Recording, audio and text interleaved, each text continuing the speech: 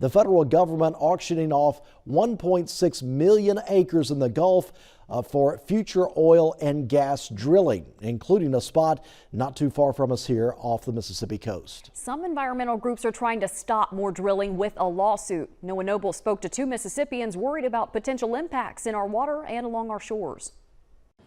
From offshore oil and gas leasing here, the vast majority of the benefits flow to the federal government and to big oil. We already seen what can happen, and we don't need to increase that risk. Environmental attorney Robert Weigel says the BP oil spill is more than enough reason to block new drilling. He is a witness in the lawsuit that hopes to block the auction of millions of acres of water in the Gulf of Mexico. One section is about 25 miles south of Jackson County. The BP oil spill was a long way from here, and that oil got all the way here. And the scientists tell us that that spill had effects on fish right here off of Mississippi.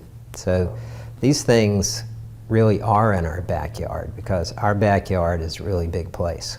This drilling auction is a result of the Inflation Reduction Act. Senator Joe Manchin of West Virginia added it to the major climate and energy bill that President Joe Biden signed. Senator Manchin required offshore leasing after the Biden administration had planned not to have it. Andrew Whitehurst is the water program director for the watchdog group Healthy Gulf. They're one of 3 organizations involved in the lawsuit.